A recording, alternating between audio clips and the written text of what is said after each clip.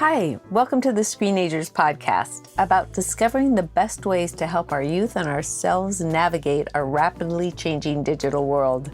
I'm your host, Delaney Rustin, physician of tweens on up, author, blogger, and filmmaker, including the 4 Screenagers movies. Today, I'm thrilled to have on the show David Yeager, a preeminent developmental psychologist and researcher. David was a trainee of and continues to do research with Carol Dweck, the psychologist credited with the idea of growth mindset. David, who is a professor at UT Austin, Texas, has a new book out titled 10 to 25, The Science of Motivating Young People. And it focuses on the idea of having a mentor mindset when it comes to being with young people, being with them as a teacher, a boss, and as a parent.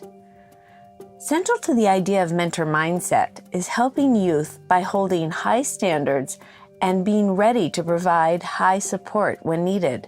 And by standards, it's things like wanting our kids to develop good relationship skills, strong study practices, be well-rounded, be helpers.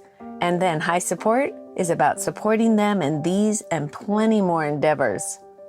Today's discussion explores fascinating research to help us know how to have the skills and language we can use in working with young people to help motivate them, including around screen time issues. And by the way, mentor mindset does not mean that we don't have rules with our kids. David, thank you so much for being here today on the show. Yeah, thanks for having me. This is great. You have such an incredibly large and wonderful repertoire of studies. It's truly wonderful to be talking with you because your dedication to communication science is really unparalleled. After residency, I stayed at UCSF in bioethics to do communication science for a couple of years as a researcher. And so I've been a huge fan of everything that you do and delighted that you've been in 2 of the 4 Screenagers movies and really have just completely loved reading your book, 10 to 25, The Science of Motivating Young People. And to have you here now to talk about it, I want to start by asking you about the mentor's dilemma. Yeah, so the way I start the book is just this problem that a lot of people have, and it's a frustrating problem. It's something that I think gets in the way of us feeling like competent, confident parents, teachers, mentors, etc. And it's the problem of us as let's call ourselves experts in life. We're older, we're wiser, we've survived at some level, and we're trying to give critical feedback to a young person who is trying to make their way. And it could be anything. It could be a teacher critiquing an essay, a parent critiquing a child in a sport or their behavior, or it could be a mentor or even a boss correcting a young person's work. And that creates an interesting dilemma because on the one hand, if you're really tough and critical, it could come across like you're being condescending or talking down to the young person, or you're potentially, like critiquing them in a way where you think that they're less than you. And so that's one thing you could do is just be really tough and critical, but deal with those consequences of how you're coming across. The other option is to not be honest, withhold feedback, and not be critical and bite our lip. And in that case, the young person won't be offended directly, at least, because we're not saying that they're inadequate, but they also aren't giving feedback. They're not getting the information that they need in order to improve. And so it feels like neither of those options are really ideal because one of them is pushing young people away and the other is getting in the way of their development. And so what I've thought a lot about is how to resolve this dilemma where you can both be honest and critical, but also motivate. And this comes originally from Jeff Cohen's dissertation research at Stanford University over 25 years ago, where it turns out that one way to resolve this dilemma is to still be critical, but accompany your criticism with a very clear and transparent statement that your criticism is coming from a place of helping the young person to grow and improve. And it's because you believe that they can meet that higher standard. And that's something we call wise feedback. And in one of our experiments, we found young people were twice as likely to take the criticism and implement it if the criticism from an adult was accompanied by that wise feedback. Can you explain that study a little bit more? because it's so brilliant. Sure. So there was this collaboration with Jeffrey Cohen at Stanford, who wrote a book called Belonging that I recommend. And in this experiment, we had seventh graders write first drafts of essays, and then the teachers covered them in critical feedback. So they're, red ink everywhere. And the seventh graders get the essays back.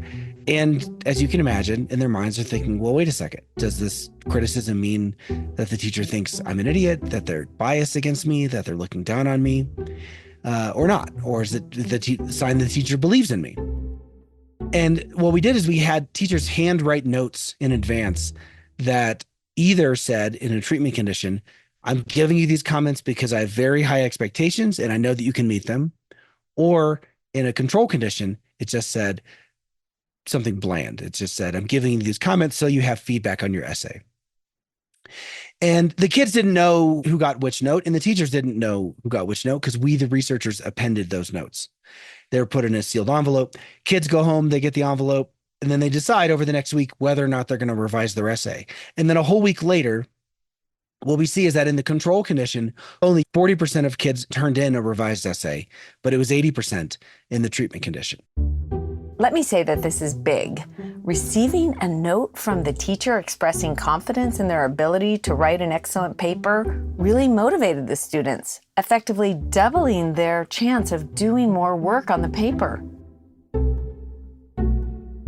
And so that suggests to us that wise feedback is a way of unlocking motivation, even in the otherwise unpleasant experience of getting critical feedback. It was really them feeling like the teacher believed in them, that they could do this. Well, I would say it was two things. So one is being super clear that the reason for the criticism is the high standard. Mm-hmm. But also you need an assurance that with the right support, the young person could meet that standard. That is, that it's attainable. So it's not just like a pat on the back, like I believe in you. It's more like I'm going to walk the walk with you. I'm going to be on this journey of growth so that you can get to an impressive place. Got it. And I'm going to do that because I take you seriously and I'm respecting you. And I'm giving you all of this red ink. Like this is my support to you. This is like, I took the time to do this, and I believe in you that you're going to be able to be a better writer. And I'm giving you support. I'm giving you this feedback here. Yeah, I'm giving you the red ink and I'm giving you a chance to revise it. I mean, a lot of teachers like, all right, first draft, that's your grade. Mm-hmm. And that a lot of life feels like that. So there's a structural way in which the kid is able to improve. But kids don't always see it that way. They see it as the teacher has impossible standards. And that's a microcosm of what I think happens a lot, that older adults, people our age are there trying to mentor, trying to care, trying to impart our wisdom and our experience and our expertise to the next generation. And it comes across in the wrong way. And in my book, I write about how this is true of my best friend when he was a chief resident at a hospital in Houston. And he's got people making the rounds, and he tells them you ran the wrong labs, or you should have done this test, or you should have asked that question. And it's like in one ear, out the other. And this is a guy who wants to be a great leader and is a great leader and is super charismatic and everybody likes him. And still the residents, at least a subset of them, could not deal with the feedback. And I think it's anytime there's a power dynamic, you've got in his case, like a powerful surgeon who's implying that the resident isn't good enough and they're taking it the wrong way. We feel so vulnerable when we're in our medical training that in your book, when you explain the difference of when he took the time to say, I believe in you, and what a wonderful teaching that would be to all those in power who are in, leadership and training younger people. Yeah, it's something about the human experience that when you're in a situation of status precariousness, that you can't take for granted that people with power over you are taking you seriously and are invested in your success and are going to help you improve. If that's a question in your mind, then negative experiences like critical feedback feel like yet another confirmation that you're being cast aside or looked down on. So you need to be hyper transparent about benevolent intentions. Transparency about benevolent intentions. I think in parenting speak, it's about reminding our kids at times the things that we want for them. We care about the fact that they can develop different interests. So let me support you in your efforts to find a club. And we want you to create your own games and drawings and not just be consuming entertainment, for example. It's not about an off the cuff, just listen to me, I know what's good for you type of language. Not that at all. Here's David with more about transparency, about benevolent intentions.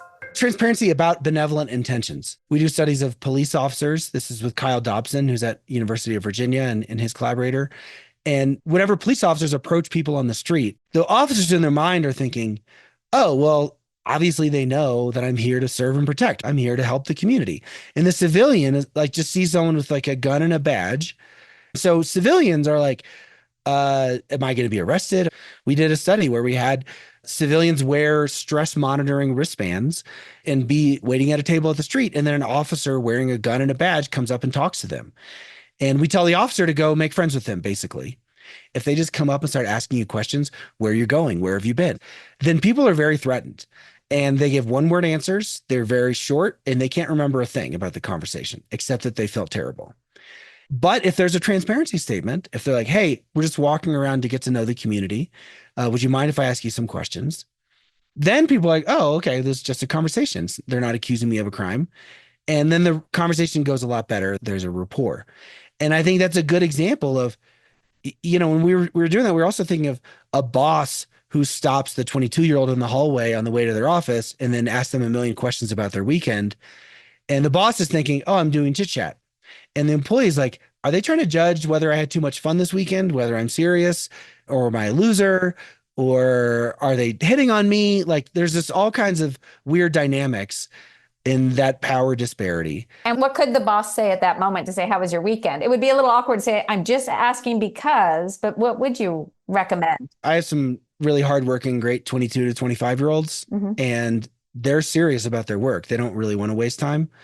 And so I say, like, look, I don't always get to connect with everybody. I'm trying to get to know everyone on the team. And it's really important to me that everybody, that I know them as a person, not just as a worker robot. And so can we just chit chat for a second? And then they're usually like, sure, we'll BS for a second before the meeting. But if I don't do that, then they're like, when are we going to get to work? And is he going to be mad at me later that I didn't do all my work because we wasted this meeting? There's just a little stuff in the back of their minds that you have to be aware of. And it's not because they're weak or entitled. It's because they're reasonably wondering how someone who has power over them will be treating them. Well, that gets us to then a big focus of the book of what value tweens and teens are particularly biologically and developmentally prone to. Can you speak to status and respect? So I call the book 10 to 25 because our community of developmental scientists tends to think about adolescence not as the teenage years, like 13 to 18, but more as from the onset of pubertal maturation, specifically gonadotrophy, which causes an increase in testosterone in both males and females, which often happens around 10, could be earlier, could be 8, could be later, 12. And then the brain continues to develop until the mid to late 20s, so 25, 27.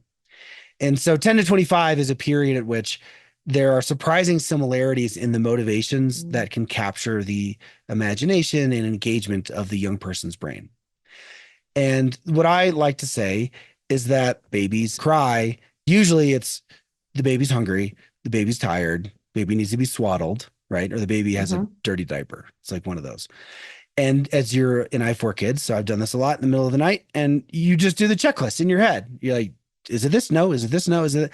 You figure it out. And then eventually the baby falls asleep. Not as fast as you'd like it to, but the baby falls asleep or is soothed. And then you spend your time just staring at this beautiful, snuggly little baby, right? So you understand the needs, you address the need, and then the baby's wonderful. But the minute puberty strikes, we like forget how to do any of that.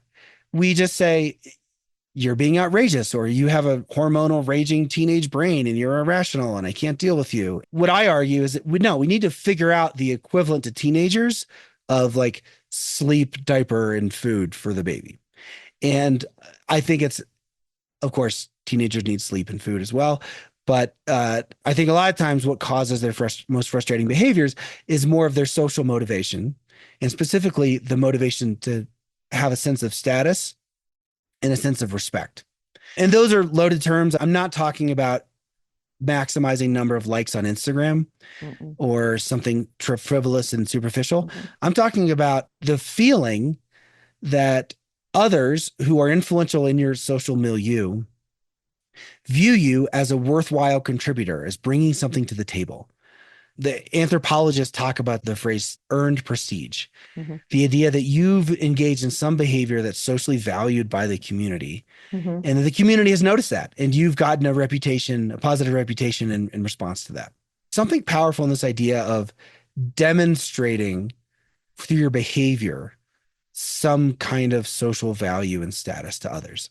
And so there's a sense in which how you're perceived by others in the group is like natural feedback about your social value. Yep. And in our evolutionary history, that was key to survival. If you don't do anything, then eventually you're just left behind on the savannah. Yep. And so I think there's a real reason for young people in their brains, the second puberty strikes, how do you demonstrate social value? It can't be given to them by their adults, but it can be earned by impressing those adults sometimes. Yeah. And that's just a deep-seated motivation that if we figure that out, rather than work against that drive for status and respect, instead honoring it. One of the hard parts is video gaming, for example, is an incredible way for them to gain status and respect within that social milieu. And so I often really validate to young people, families that I'm working with, and teenagers, like, it makes sense. You get a challenge, you get to level up. The brain is designed for that. It's designed for you to have challenges. Yeah. And the games actually will change in real time to make that a satisfying challenge for you. And then you're playing this game with your friends. So then you're one-upping each other and whatnot in a very fulfilling kind of way. All this makes me think of Joshua, the teenager who's in Screenagers' next chapter. We learn about how in 8th grade he started really enjoying video gaming. And he says this quote, "I really liked getting the feeling of winning, that excitement. Also the feeling of winning with my friends, hearing them over the mic screaming, 'You got this.'" Eventually, we learn that Joshua's grades plummet and there's lots of problems. And without giving too much away, the mom eventually gets rid of the gaming console. And Joshua ultimately starts lifeguarding, his first job. I got to spend the day filming him at the pool when he was working, and just seeing him in that role, helping kids, talking with adults, I witnessed the pride he felt in this work. Let's talk about testosterone, because I don't think that gets spoken enough about, and the fact that we're talking about females and testosterone as well. In both biological male and biological female humans, the start of gonadotrophy causes a striking increase in testosterone. And then that has all kinds of effects on the brain. Some are what's called organizational. So it organizes how the brain is just kind of wired. And then others are activational. So what gets priority in a moment to moment type experience. And for a long time, people thought of testosterone as activating a drive for sex, a drive for dominance, a drive for those kinds of like roid rage, male behaviors. Aggression. But now we understand it more. It's about social success. And so in both males and females, that increase in testosterone in longitudinal studies is correlated with things like, risk taking. But some of those risks can often be positive social behaviors. So Eva Telzer has done a lot of this interesting research on how if you reframe the reward as, instead of a gamble where you personally win, but it's a gamble where if you win, you give money to someone you care about. So it becomes a pro-social act. Then you see teenagers doing a lot better, and they're making wiser choices. And they're sometimes outperforming the adults when they're doing the gamble for the sake of helping others. Let's hone in on that. What a great study to share with young people. Science showing what we adults see in young people all the time, that they are loaded with kindness. And that's especially true when the rules of the game change really fast. So if there's a certain gamble task and then all of a sudden the probabilities shift, or you have to suppress what used to be the good strategy, adults often will keep doing the old strategy, but teenagers will switch to the new strategy. And that just suggests that testosterone is sensitizing the brain to social reward so that you can adapt more quickly to the changes in our culture and our society and then therefore figure out what's relevant for authentic status and respect in that culture and in that group. The teenage brain is primed to want status and respect, in part due to testosterone. And David shares supporting science. All of this can help us think about the language we use with young people. When I was on sabbatical 10 years ago at Stanford, I met up with Ron Dahl, who's a neuroscientist at Berkeley. He's been in your film, maybe a couple. And he was telling me this whole testosterone story. And I was like, oh, that's interesting. What if we could leverage this for behavior change? And one implication is that the language we use could come across very respectfully or very disrespectfully. And if that's the case, then testosterone should be sensitizing teenagers to that disrespectful language. So the meta story here is super interesting. It's like all the ways we talk to children where we're in charge, all of a sudden that same language that worked for us for the first 10 years of life is now seeming to be disrespectful and therefore is going to work against their pubertal hormone sensitized brains. And so the way we tested this was we needed like a medicine that was good for them in the long run, but like not good for them right now in the short term.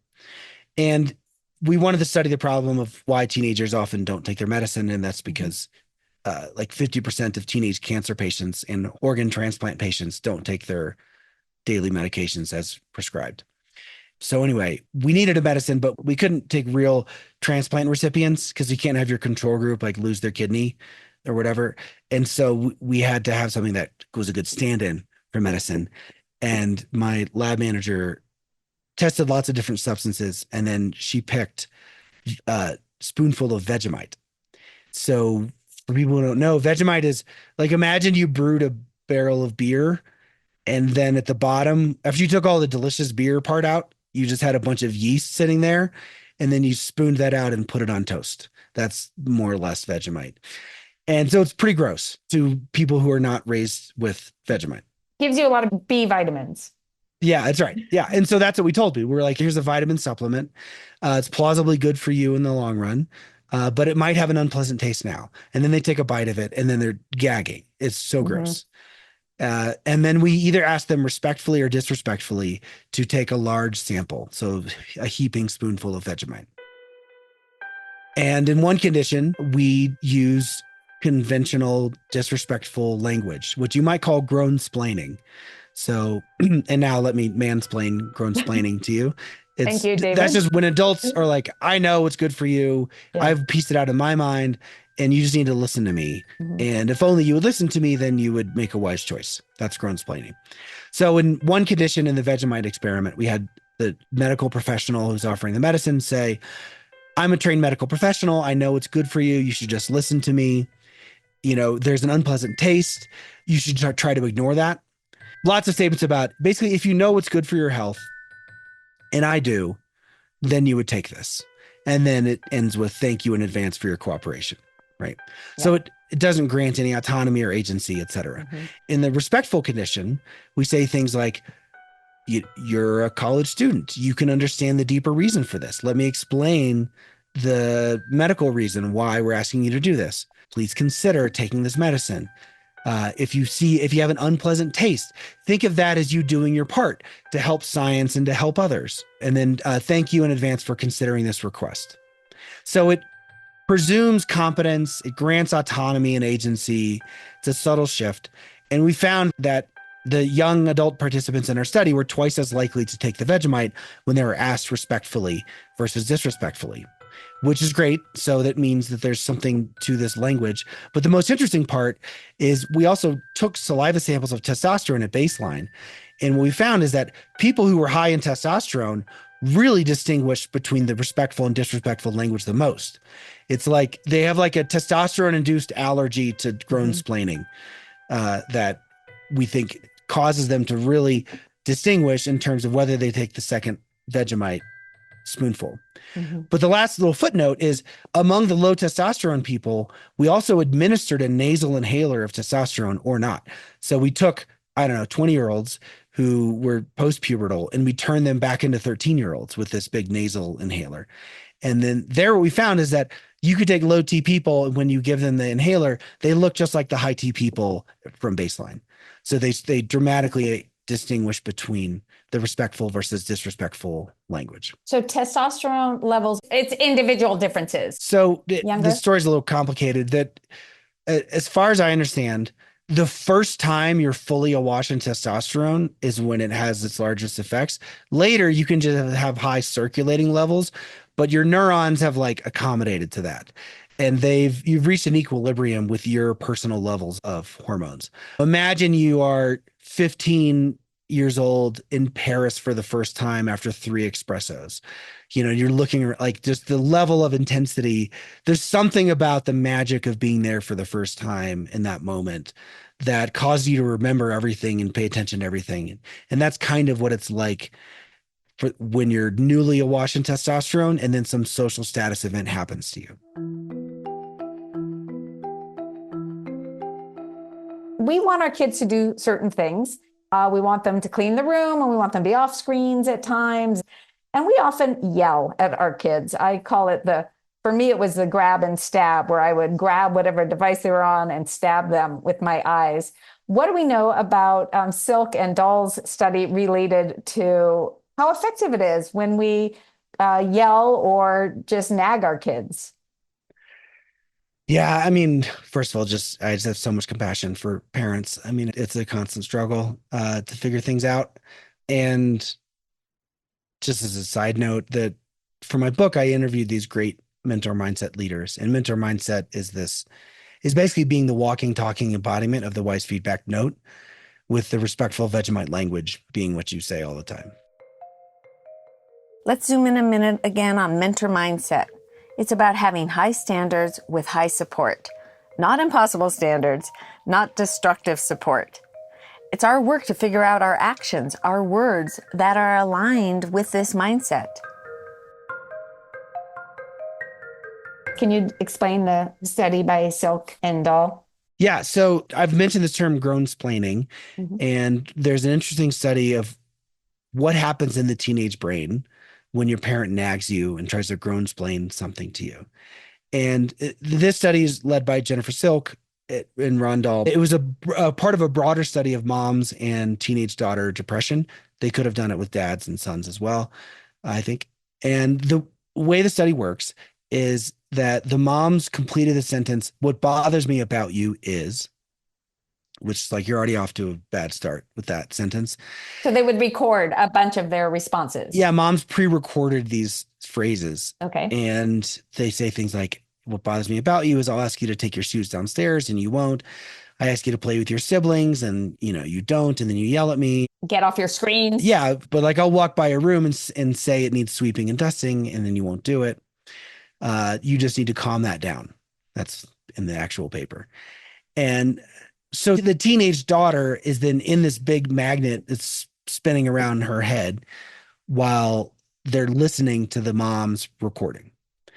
And what they find is an increase in regions of the brain related to anger. So the affective regions of the brain. So one way to interpret it is the daughters are pissed off by this grown-splaining nagging. And then a decrease in the dorsolateral prefrontal cortex, the regions of the brain related to planning, logical reasoning, etc. And also, interestingly, a decrease in regions related to social cognition, the temporoparietal junction, which suggests that the teenagers aren't like trying to make the most charitable possible interpretation of what their mom is saying. Combined across these, the teenagers are not saying, "Mom, you have a point. I'm really glad you raised all these important ideas for me to change. So good chat. I'm going to get to work and I'll report back." Like it's not what's happening. Yeah. Instead, it's like their brains are shut off with respect to planning and they're just super angry. And that's not really what you're going for as a parent. What you want is willful compliance, or you want them to be independent and to proactively do the right thing without needing to be told what to do. So we're just basically not going to get there with our conventional grown-splaining. But I do want to mention, the reason why I think grown-splaining and nagging is so popular is because we fundamentally don't think young people have good reasons for failing to do what we've asked. Like their reasons don't matter to many people, right? I mean, it'd be like if a 3-year-old is climbing on a chair on top of a chair to get a cookie. There's like no good reason for that in our minds. Like you should just not do that. And so we talk to teenagers who, I don't know, stay out too late or refuse to get off a screen or, need to finish this one last thing on the video game. We talk to them the way we talk to a 3-year-old who is on a precarious perch trying to grab a cookie. And that was one of the biggest take-home messages I had early on in making Screenagers and working with my daughter and my son, is I wasn't validating to them, which is the same thing that you're saying, that I understood how much it was important to them, whatever the screen time thing was. Once I started to validate and I said, I might not fully understand this, and I would repeat back and like, this is what I think you're saying. Did I get this right? They would feel heard. And I do this as a doctor all the time. Did I get this right? Is because ultimately people want to be understood as much as they want what they think they want. But as a parent, it is so not natural to ask it as a question and to validate. I mean, that's what is so weird about this, David. It's like, I mean, part of parenting in our communication style is definitely learned stuff. We just have learned it and it's this way. But I want to give voice to communication science. It's great, but it's really hard to do. And it really takes ongoing work to start, for example, to validate to our kids. And how have you been able to do that in terms of trying to see it from their perspective or examples of that? Yeah. And letting them know that you're understanding how much they need it or want it, even though it doesn't mean that you're going to always be letting them have it. Yeah. I mean, I think that the idea of it being hard to do is multifaceted. The expert mentor mindset leaders that I've found and studied, they ask way more questions than they tell information. They're constantly asking questions. And then the next thing they say builds on the answer from the question that they asked. So linguists call this an authentic question with uptake. So it's authentic because the speaker of the question is authentically curious about what the answer is. And there's uptake, which means that the next thing the speaker says builds in some way on what the conversation partner has said. So for instance, saying, what were you thinking? That's not an authentic question with uptake because A, we don't think they were thinking anything, or at least not anything good. So what were you thinking is actually meaning you were not thinking. And also, we're not going to change what we say based on their answer. We're going to immediately explain to them how their thinking was wrong or what they should have been thinking instead. So the mentor mindset experts are almost always using authentic questions with uptake. And it doesn't take that much more time. It's not like every single conflict is a Socratic dialogue where you got to go, exactly. 19 questions deep to like probe the meaning of life. It's more what I call cooperative troubleshooting, that it's like, all right, we've got a problem. Let's just figure it out together. But it's very critical. They're not assuming anything really. And it's because teenagers hate when adults make assumptions about them. And if what you say involves assumptions, then they're immediately shut off. I like that. So if you were to say, I know you love social media because that's where all your friends are and this and that, that doesn't feel validating to them. But if you say, I really want to make sure I understand, can you tell me what you're enjoying about it? And well, it could be like, I know you're a very social person. I know people like you. I know you're caring and you're empathic and you want to get back to your friends if they ping you. Yeah. Or like my suspicion is that you're trying to get back to them. Yep. But what I can't figure out is why this is on top of the other things that you need to be doing, but you have to be authentically curious about it because they might say it feels like life or death, that everyone is going to move on with their inside jokes and I'm going to miss all of them. And then I'm going to go to school and I'm going to not know what they're talking about. And when that happens, there will be 9 people sitting there laughing, having the most fun they've ever had in their entire lives. And I will sit there on the outside feeling like a phony or a fake that I don't understand what they're laughing about. Good example. So then what would you respond, David? I'll be like, that's a totally normal thing to feel. I mean, I can't imagine how hard that would be. And like, you really want to be a part of that. So then it's like troubleshooting. How do you get enough on the inside joke that you think is going to happen without it consuming your life? Because there are consequences of it consuming your life, which is other things you also care about are getting neglected. But it has to be what the young person cares about.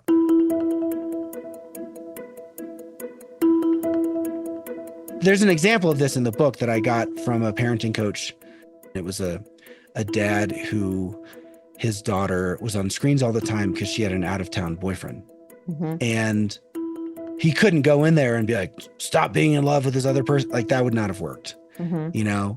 And he couldn't be like, you've hit your 45 minutes of screen time. Because she's like, this is my most important relationship. Like, I'm not going to put a cap on that. And if it was down the street, you wouldn't, you know, that you would let me talk and talk and talk. So what's the difference here? I don't understand. So it had to be a whole troubleshooting about sleep, health, other goals that she has for her studies. She wants to get a lacrosse scholarship.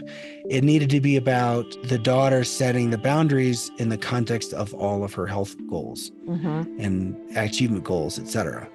So she created the rules for her screen time in collaboration with her dad. And in this case, the mom was out of the picture. Okay. Yeah. So it was just the dad and the daughter. And so the dad was super worried about pushing the daughter away and losing her forever. So they co-created the rules around the screen time, but it came from this place of, I know that being accepted and loved matters to you. I know that this relationship is a source of acceptance and love.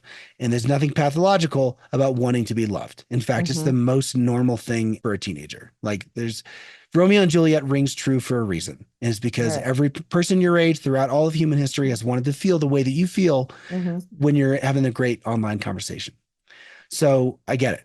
But here's the other goals. Let's figure out a plan. And then she ended up spending more time offline doing her activities and then met a physical boyfriend and then ended up breaking. So the dad didn't have to kill the relationship. It just happened naturally. And then she's much happier now. And I try to help parents have the mindset of, as hard as all this is, it's actually an opportunity for complex conversations with our kids, that they're learning to be good negotiators with us. We're showing healthy conflict. We're showing collaborative problem solving, like you're saying. How to not just throw up the hands and say, I hate that there's all this back and forth around screens.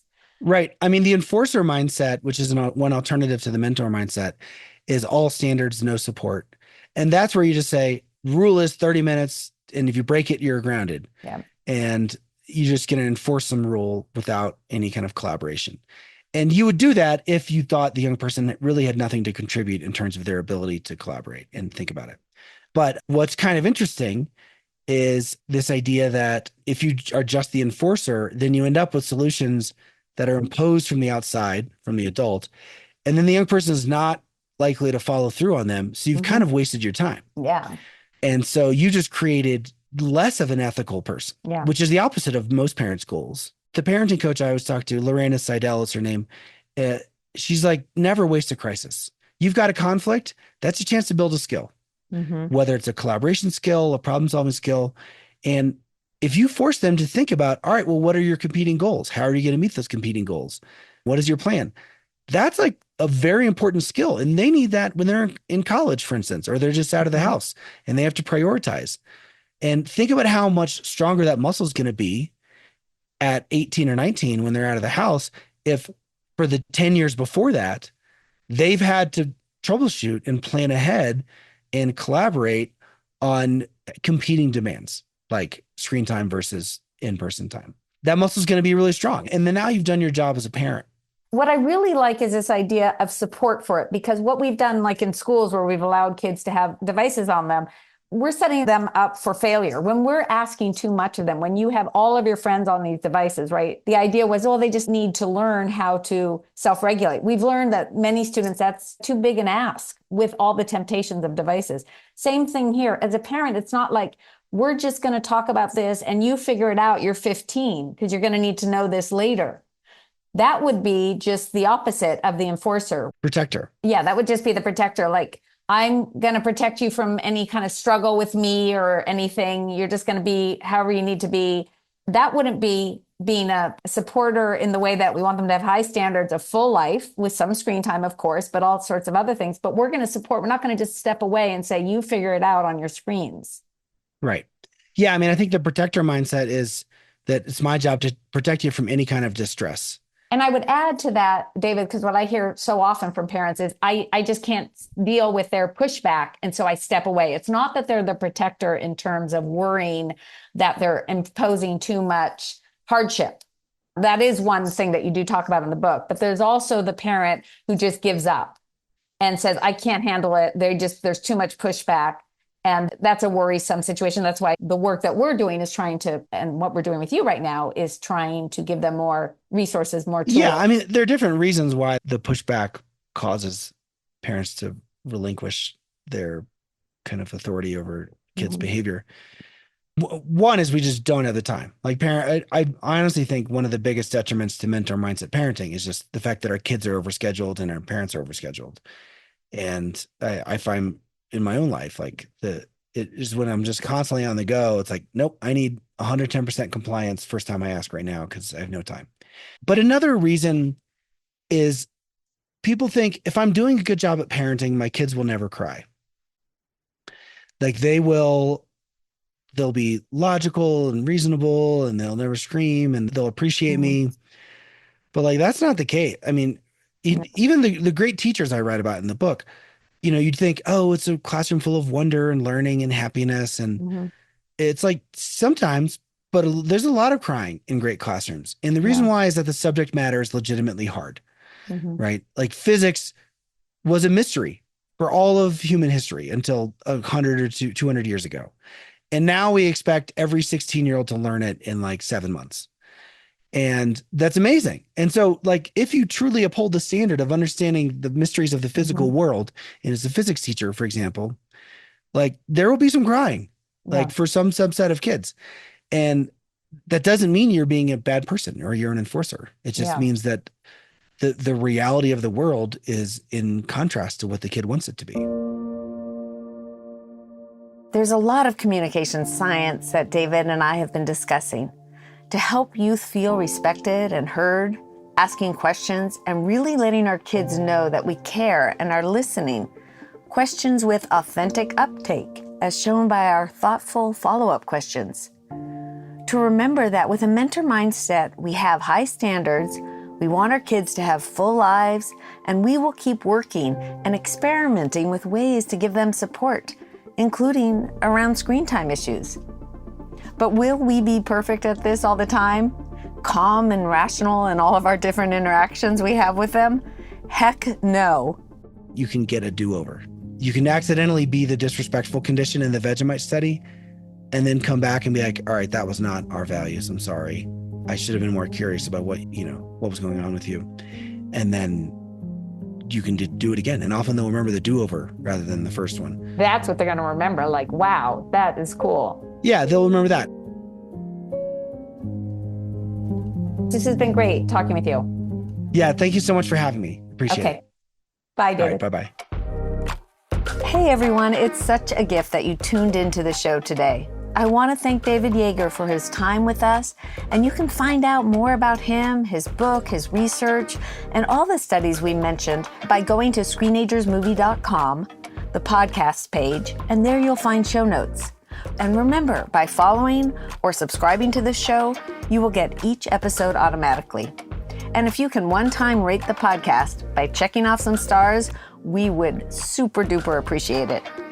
I invite you also to sign up for my weekly blog about parenting.